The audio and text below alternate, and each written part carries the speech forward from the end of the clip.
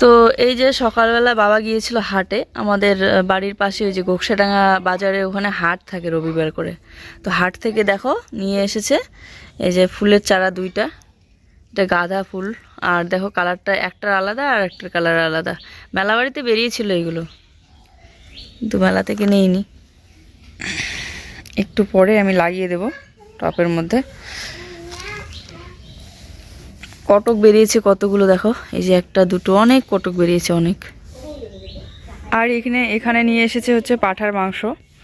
তো চলো দেখতে থাকো ভিডিওটা প্রথম থেকে শেষ পর্যন্ত, আশা করি ভালো লাগবে। বড় টবগুলোর মধ্যে চারা লাগালে ভালো হতো, কিন্তু বড় টব ওই দুইটার মধ্যে লাগানো হয়ে গিয়েছে। ছোট আর একটা দুটো ছিল, সেগুলো আমি ভালো করে ধুয়ে পরিষ্কার করে নিয়ে আসলাম, কারণ অনেক দিনের পুরানো তো মাটি ভরে পিছনটার অবস্থা খারাপ হয়েছিল।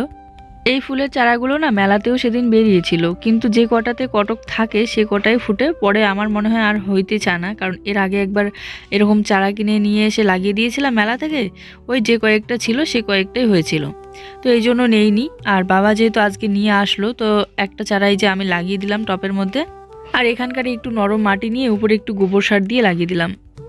আর ঘরের এই যে ওয়ালগুলোতে একটু জল দিব বলে জল নিয়ে আসলাম, আর তার সাথে ওইদিকে চারাগুলোতেও একটু জল দিয়ে নিচ্ছি। সামনের এই ওয়াল দুটো এই জন্যই তোলা হয়েছে, ওই দিকেরগুলো না তুলে, কারণ এই দিকে জুই যাওয়া আসা করে উঁচু থেকে নিচুতে নামে, যদি পড়ে ঠরে যায়। আর এই দেখো টবগুলো না মাটি ভরে একদম ওই ফুটাগুলো বন্ধ হয়ে গিয়েছে, তো জলটা বেরোতে পারে না, তাই কাটি দিয়ে ফুটাগুলো বের করে দিচ্ছিলাম। এই দেখো শাশুড়ি মা এটা আমার জন্য নিয়েছে, দুইটা নিয়েছে, একটা আমার জন্য দিল আর একটা ওনার জন্য। আর কি বলতো, সামনে একটা দোকান এসেছে, ওই চুল দিলেও জিনিস দেয়, তার টাকা দিলেও দেয়। তো ছোট ছোট এরকম অনেক কিছু ছিল, ছোট হাঁড়ি ছিল, তারপরে এরকম ছোট ছিল। এই জিনিসগুলো না পুজোর কাজে অনেক লাগে, যেমন জল দেওয়াতে লাগে। যাক, সকাল সকাল এত সুন্দর একটা উপহার শাশুড়ি মায়ের কাছ থেকে পেলাম, এটা কিন্তু একদম সেরা উপহার। পূজার কাজের জন্য মানে ঠাকুর ঘরের জন্য একটা ছোট বালতি নিয়েছিলাম জল ব্যবহার করার জন্য। আর এই যে একটা ছোট ঘট হলো, এটাতেও আমি জল ব্যবহার করতে পারবো। যাক, সকালবেলা এই জিনিসটা হাতে পাওয়ার পর মনে একটু খুশি লাগলো। তো এদিকে ওয়ালটা একটু ভিজিয়ে দিচ্ছি জলটা, প্রায় প্রত্যেক দিনই দিতে বলেছে 21 দিন পর্যন্ত। এই যে এখন জলটা দিলাম, রোদ আছে তো তাড়াতাড়ি শুকিয়েও যায়। তারপরে গতকালকে কমেন্ট এসেছিল যে এই মাসে কি আর ঘরের কাজ করা হবে না। এই মাসে যদি ইট আর বালি এগুলো নিয়ে না আসতাম, তাহলে বললাম না অনেক দিন পর্যন্ত ঘরের কাজটা চালাতে পারতাম, কিন্তু যেহেতু ইট সিমেন্ট এগুলো নিয়ে আসা হলো, আর বিশেষ করে একদিনেই অনেক মিস্ত্রি খরচ হাজিরা খরচ চলে গিয়েছে, তো এই জন্য এই মাসে আমার মনে হয় না আর কাজ এগোতে পারবো। আর এখনও অর্ধেক মাসটা পড়ে আছে, খাওয়া দাওয়ার জন্য তো হাতে টাকা রাখতে হয়, তো খাওয়া দাওয়ার খরচের টাকাটা রেখে বাকিটা হচ্ছে এই ঘরের কাজে ব্যবহার হয়ে গিয়েছে। তারপরে শুধু তো ওই সিমেন্ট আর ইট নিয়ে আসা হয়নি, জুয়ের যেহেতু এবার ভর্তি ছিল, তারপরে বই কেনা, তারপরে মেলাতে গেলাম, আরও নানান ধরনের খরচ থাকে সংসার জীবনে, তাই না, ছোটোখাটো। এদিকে সংসারও চলে, এদিকে ওই ঘরের কাজও টুকটাক করে একটু করে এগিয়ে নিয়ে যাই, এই আর কি। ঘরের কাজটাও না এগোলে হয় না একটু করে, কারণ সামনেই এই যে আজ না হোক কালকে ঝড় তুফানের দিন তো আসতেছে। কারণ আমাদের ঘরের যা পরিস্থিতি, এতদিন এতটা চিন্তা হয়নি, এখন সব থেকে বেশি চিন্তা হয়। কেন জানো? কারণ এই যে বাবাদের পুরানো ঘরটা ভাঙা হয়েছে, মানে সামনাটা খোলা, ঝড় তুফানের দিন মানে হাওয়া বাতাস যখন হয়, এবার তো কি পরিস্থিতি হবে সেটাই ভেবে আমি কুল পাচ্ছি না, পুরো ঘরটাই দুলতে শুরু করে দেয়। তার উপরে ওই আমাদের কুড়ে ঘরের টিনের চালগুলো তো অনেকগুলোই ফুটা টিন আছে, তো জল পড়ে চারিদিকেই, তো এটা একটা সমস্যা। আর একটা দুটো চেঞ্জ করাও যায় না, যেহেতু মাঝখানে চেঞ্জ করতে হলে ওই উপরে উঠে সবগুলোই চেঞ্জ করতে হবে। প্রায় একটা দুটো করে ওই ফাটা টিন জয়েন দেওয়া আছে না। চাটার কালারটা তো সুন্দর আসছে, তো এই জন্য আরও বিশেষ করে চিন্তাটা বেশি হয়। শীতের রাতে এরকম খোলা রান্নাঘরে রাতে বাইরে বসে কনকনে ঠান্ডার মধ্যে রান্না করতে অসুবিধা তো লাগেই। বিশেষ করে যেদিন একটু শীত টাইপের হাওয়া হয় না, সেদিন খুব অসুবিধা লাগে, বাইরে বসে রান্নাই করা যায় না। আর হাওয়া হলে ওইদিকে যদি গ্যাসের মধ্যে রান্না বসিয়ে দেয়, তাহলে গ্যাসটাই নিভে যায় হাওয়াতে, যেহেতু খোলা চারিদিকটা। যাই হোক, সকালবেলাটা আমি এদিকে বাসন মাজলাম, তারপরে ফুলের চারাগুলো লাগালাম, আর ওইদিকে একটু চা বানিয়ে নিল। এখন দুজনে বসে 1 কাপ করে চা খেয়ে নিই। তো এই যে সকালবেলাকার চা খাওয়াটাও হইলো, আর রোদটা বেশ ভালোই আছে, তো রোদে জুইকে বসিয়ে দিলাম এখন পড়াশোনা করার জন্য। আজ হচ্ছে রবিবার, স্কুল তো বন্ধ, আর জুইয়ের আজকে ড্রয়িং ক্লাস আছে একবারে বিকেলবেলা, মানে সন্ধ্যার দিকে। তো চলো, আগে আমাকে জিজ্ঞাসা করবে যে আজকে টিউশন আছে কিনা। যখনই শুনবে ওর চিন্তা শুরু হয়ে যায় যে হোমওয়ার্ক তো করেনি। এখনও আমার ঘর গোছানো বাকি আছে, তো জুইকে এদিকে ওর পাপা পড়াবে, আমি এদিকে ঘরটা গুছিয়ে নিই। আর ধোয়াধুয়ি করতে হবে আজকে। আরে এই দেখো, ওর পাপার সাথে বসিয়ে দিলাম, দুষ্টুমি করছে, গল্প করছে বেশি পড়ার থেকে, তাই বাধ্য হয়ে আমি বসলাম পড়াতে। এখন দিন দিন যত বড় ক্লাসে উঠবে তত তো পড়ার চাপটা বাড়বে, তাই না? এখন ওকে বানান শেখানো হচ্ছে, প্রত্যেকটা ক্লাস নতুন উঠবে আর সব কিছু নতুন করে শেখা। এই যে ওকে পড়াতে বসালাম, এখন এই দিকে আমার অনেকটা সময় চলে গেল, ওইদিকে কাজটা আরও পিছিয়ে গেল, কারণ কয়েক ঘন্টা তো লাগেই।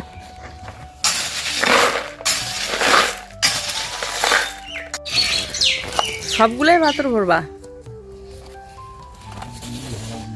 সবগুলো? হ্যাঁ ভাই, এদিকে লাইনটা যে উঠবে না, ওইটা খালি ভরলে। লাইনটা যে ও দিক থেকে এইখানে আর এইখান পর্যন্ত শেষ, যাতে লাইনটা করতে পারবে।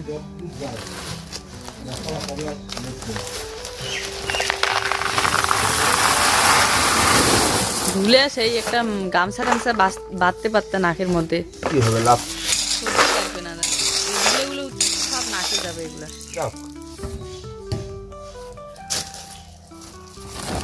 একটা গামছা বেঁধে মানুষ এগুলো কাজ করে মুখের মধ্যে।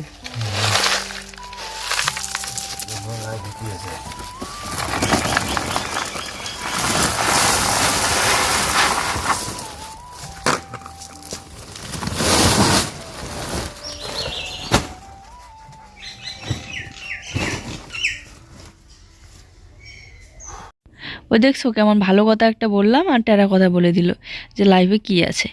এই ধুলাগুলো সব গিয়ে আবার এই যে নাকের মধ্যে ঢুকবে, তখন সর্দি লেগে যাবে। অনেকগুলো সিমেন্টের বস্তা আছে, সেই বস্তাগুলোতেই পাথরগুলো ভরে রাখতেছে। আবার পাথরগুলোর যখন কাজ হয়ে যাবে তখন এই বস্তাগুলো আমি ধুয়ে ধুয়ে কাজে লাগাতে পারবো। এবার ভাবছি সামনে গরমের দিন আসতেছে, তো তখন এই বস্তাগুলো দিয়ে বড় একটা ওই কি বলে কার্পেটের মতো করে সেলাই করে বানাবো, যাতে বসা যায়, শোয়া যায় গরমের দিনে, তাই না? কাজ করতে ধরলেও কাজ করতেই থাকে, তবে ওকে বলতে হয় যে এই কাজটা করো, ওই কাজটা করো। আছে না যে একটা কাজ চোখে দেখে নিজেও করা যায়, তো ও যতক্ষণ না বলা হবে ওকে এই কাজটা করো, ততক্ষণ পর্যন্ত করতে চায় না। বস্তাটা কাটছেন? এত বড় দরকার নাই তো। এই কি বেগুনের চারাগুলো লাগার জন্য? এগুলো সব লাগে নাকি? তো আমি ভাঙা গামলাটার মধ্যে 4টা বেগুনের চারা লাগিয়েছিলাম, তো এখানে দুইটা আলাদা করা হবে, কারণ এখন বড় হচ্ছে চারাগুলো, তো আলাদা না করলে উঠবেই না একসাথে এত চারা ভালো করে। এগুলো সব সারের মাটি, গোবর সার আছে এখানে।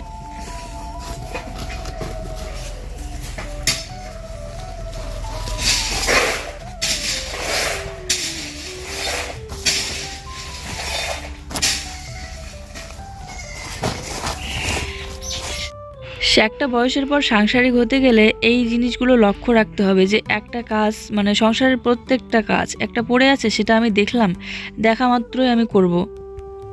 আমি সবসময় চেষ্টা করি যে ওর ধ্যানটা যাতে সেই রকম সংসারের দিকে থাকে, যেমন ধরে নাও একটা ভাঙা বেড়া পড়ে আছে, ওটা খুলে আমি এখন ঠিক করব, তো এই রকম যদি ধ্যানটা থাকে।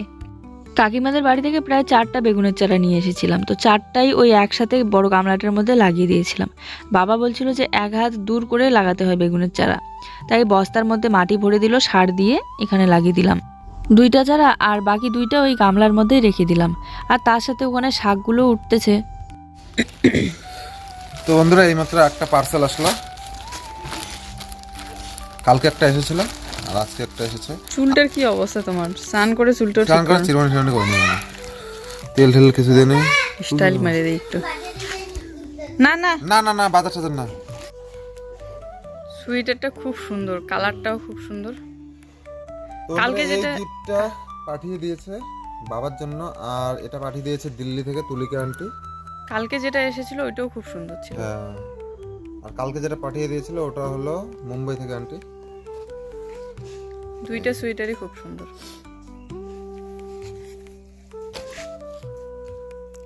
তো বাবাকে একটু বলছিল যে পরে দেখতে হয় কি না সোয়েটারটা একদম ঠিকঠাক। বাবা কিন্তু অনেক লম্বা। আজকে জুই স্কুলে যায়নি, কারণ ওই যে ওর পেট ব্যথার একটু সমস্যা আছে, তো ঔষধ নিয়ে এসে দিল, খেলো, কিন্তু তারপরে যদি স্কুলে গিয়ে বেশি পরিমাণে পেট ব্যথা হয়, এই জন্য আর দিয়ে পাঠালাম না। তো হাতের দিকটা একটু ভাঁজ হয়েছিল, জুয়ের পাপা ওটা ঠিক করে দিচ্ছিল। তো জুঁইয়ের হারটা কিন্তু একদম ঠিকঠাক হয়েছে। কি উপরে গাছে উঠছে, এই দেখো।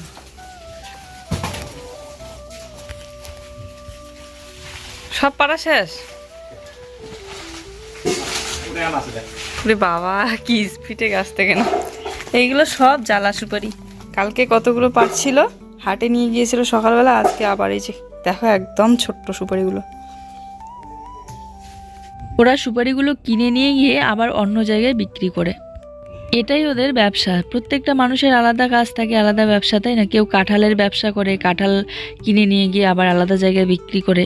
আর এই সুপারিগুলো জানি না এই এতটা কচি আছে যে কি করে, কাটলে একদম ভিতরে কিন্তু জলই বেরোয়। আর জুঁইয়ের জন্মদিনে এই টিটি বেলটা শাশুড়িমা গিফট করেছিল, তো আমি একটু টিটি বেলটা সকালবেলা বের করলাম, কারণ জুঁইকে পড়াশোনা করানোর জন্য। আবার এই যে পড়াশোনা শেষ, আবার ঘরের ভিতরে রেখে এই যে ব্ল্যাঙ্কেটগুলো সাইড করে রেখে দিলাম গুছিয়ে। আজকে রোদ আছে, তো আজকে ভাবছি বিছানার চাদরটা একটু ধুয়ে দেবো, আর তার সাথে কার্পেট, মাদুর, এইগুলো। অনেকদিন হয়ে গেল বিছানার চাদরটাও ধোয়া হয়নি, ঘরটাও মোছামুছি করে নিতে হবে একটু আজকালের মধ্যে। আর তার উপরে শোকেসটাও মোছা হচ্ছে না, ধুলা ভরে আছে। তো আজকে ভাবছি একটু দেরি হলে হোক, এগুলো একটু ঝাড়া মোছা করে নিই। যাই হোক, শীতকালের এই দিনগুলোতে ঘোরাঘুরি করতে অনেক মজা, তাই না? কেউ পিকনিকে যায়, কেউ দূরে কোথাও ঘুরতে যায়, কিন্তু আমরা প্রত্যেকবার ভাবি যে এবার না, তার পরের বছর যাব, কিন্তু স্বপ্ন আর স্বপ্নই থেকে যায়। মানুষের জীবনে পুরনো বছর চলে গিয়ে আবার নতুন বছর চলে আসে, সময়টা হয়তো চলে যায় পুরনো বছরের, কিন্তু নতুন বছরে আবার নতুন করে অনেক কিছু পাওয়া হয়ে যায়, যেইগুলো কখনো আশাও করা হয় না। আমার জীবনেও আমি নতুন বছরে অনেক কিছু পেয়েছি, যেইগুলো কখনো আশাও করিনি। তবে যাই হোক, যেটা হয় ভালোর জন্যই হয়, তাই না? তবে আমি মনে করি কি জানো, সব কিছু সময়ের উপর ছেড়ে দিলে আর একটু ধৈর্য ধরলে আর নিজে পরিশ্রম করে যাও, তাহলে অবশ্যই সেই ধৈর্যের ফলটা পাওয়া যায়। হোক, এদিকে সুকেসটা একটু মুছে নিচ্ছি জল দিয়ে ভিজিয়ে। এটা হচ্ছে জুঁইয়ের পুরানা একটা টি শার্ট ছিল, সেটা পরে না জুঁই, তো ওটা একটু ভিজিয়ে নিয়ে একটু মুছে নিচ্ছি। প্রচণ্ড ধুলা হয়ে আছে, তবুও আগের তুলনায় অনেকটা কম নোংরা হয়। আগে তো ঘরের ভিতরেই রান্নাঘর ছিল, তোমরা দেখেছো যারা পুরানা ভিডিও, এই সাইডেই ছিল যেখানে এখন ঠাকুরের সিংহাসন রাখা আছে। তো রান্না করতে গিয়ে তেল ছিটে হয়ে যেত, প্রায় দিনই মুছে নিতে হতো। আর চিন্তায় থাকতাম যে সুকেসটা মনে হয় আমার নষ্টই হয়ে যাবে। তো এখন এই যে কিছু ধোয়াধুয়ি বাকি আছে, এই যে বিছানার চাদর তুলে নিলাম, তারপরে এই মাদুরটা, এগুলো সব ভিজিয়ে রেখে এই যে সুপারি বাড়লো কলের পাটটার এখানে, তো একটু ঝাড়ু দিয়ে নেব, তারপরে এগুলো ধুয়ে স্নান করব। আর জুঁই গেল ওর পাপার সাথে একটু সামনে। এখন হয়তো তেলের হাত থেকে রক্ষা করতে পেরেছি সুকেসটাকে, রান্না যেহেতু এখন বাইরে করি। তবে হ্যাঁ, এখন এই যে জল, বৃষ্টির জল পড়ে যে অনেকটা নষ্ট হয়ে গিয়েছে, জং লেগে গিয়েছে উপরটা, তারপরে সাইডে। এই যে শীত পড়ে না, শীতের রাতে যেদিন করে খুব পরিমাণে শীত পড়ে, সেই দিন কিন্তু শীতের জলগুলো ওই কুড়ে ঘরের টিনের চালের টুপটুপ করে জমাট বেঁধে ওই সুকেসের উপরে একদম বৃষ্টির মতো করে পড়ে থাকে।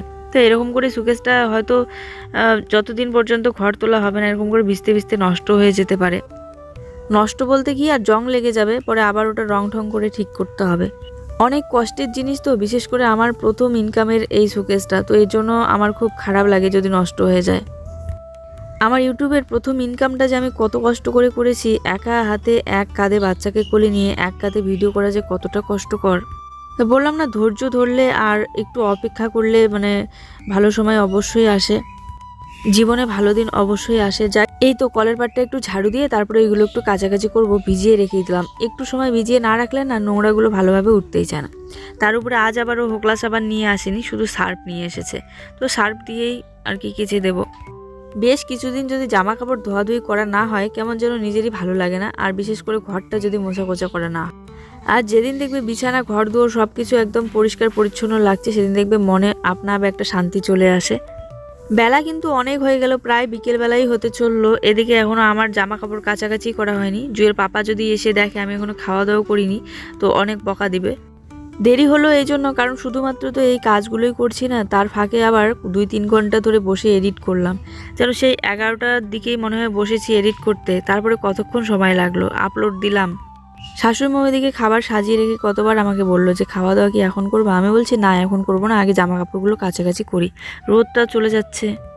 আর যেহেতু ভিজিয়ে রাখছি, এগুলো যদি আজকে না ধুই কালকে একটা গন্ধ বেরিয়ে যাবে। আজকে ধুয়ে বাইরে মেলে দিতে লাগবে, হালকা হলেও তো জলটা ঝরে পড়বে। তো দেখো, হোগলা সাবান যেহেতু নিয়ে আসিনি, তো আমি সার্ফ দিয়ে এরকম করে একটু ভালো করে কেচে নিচ্ছি। আর হোগলা সাবান ছাড়া আমার জামা কাপড় কাছাকাছি করতে একদম ভালো লাগে। ফেনাই ওঠে না ভালো করে, তো এই জন্য উপর থেকে একটু সার্ফ দিয়ে নিচ্ছি। অনেকেই কমেন্ট করে বলেছো যে ইজি লিকুইড দিয়ে এগুলো মানে উলের জিনিসগুলো ধোয়াধুয়ি করতে, সেই বলেছি যে নিব। দেখো যখনই বাজার যাই একদিনও মাথায় থাকে না, কারণ সবসময় সার্ফ দিয়েই ধোয়াধুয়ি করি, তো তাই হঠাৎ করে আর মনেও থাকে না। আর যখনই এই যে ভয়েস দিতে যাই বা তোমাদের কমেন্টগুলো মাথায় আসে তখনই শুধুমাত্র মনে পড়ে। তাছাড়া আমাদের গ্রামের মানুষ সবসময় দেখবে এই সার্ফ দিয়ে জামা কাপড় কাচাকাচি করে, আর বিশেষ করে হোগলা সাবান। আর সবার শেষে বিছানার চাদরটা একটু পা দিয়ে কেচে নিচ্ছি। এই বেলাতে এত পরিমাণে ঠান্ডা জল নাড়াচাড়া করছি, তবে আজ আর গরম জল করে স্নান করব না, আজকে এই যে ঠান্ডা জল দিয়ে স্নান করব। কারণ কাজ করতে করতে না এমনিতেই গরম লাগে, তো তখন কিছু মনে হয় না ঠান্ডা জল দিয়ে স্নান করলেও। কার্পেটটা তুলেছিলাম ধোয়ার জন্য, কিন্তু আজ আর কার্পেটটা ধুবো না, এই মাদুরটা শুধুমাত্র ধুয়ে নেব। জানি আজ এগুলো শুকাবেই না। তো আমি কিন্তু একবারে শুধুমাত্র কলের জল বের করে ধোয়াধুয়ি করিনি, অনেকবার ধরে ধুয়েছি জামা কাপড়গুলো, যতক্ষণ না নোংরা জলটা বেরিয়ে যায়। যতটা কম সময়ে তোমরা ভিডিওটা দেখছো তার থেকে তো অনেক সময় লাগে এগুলো কাজগুলো করতে, তাই না?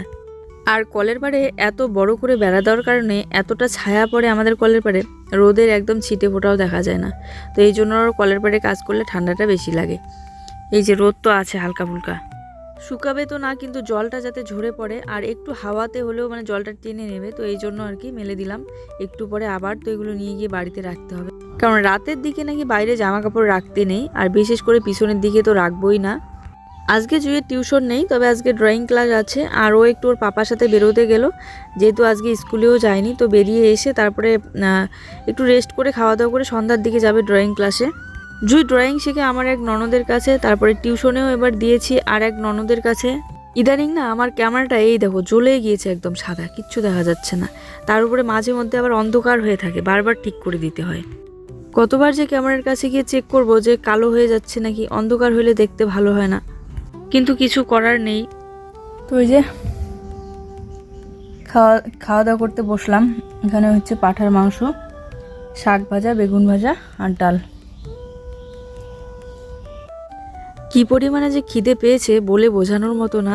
আর এই পাঁঠার মাংসগুলো হচ্ছে এগুলো মাথার মাংস, আর মাথার মাংসগুলোতে না ওই মাংসের থেকে বেশি হাড় থাকে, তবে ভালো লাগে হাড়গুলো চিবোতে।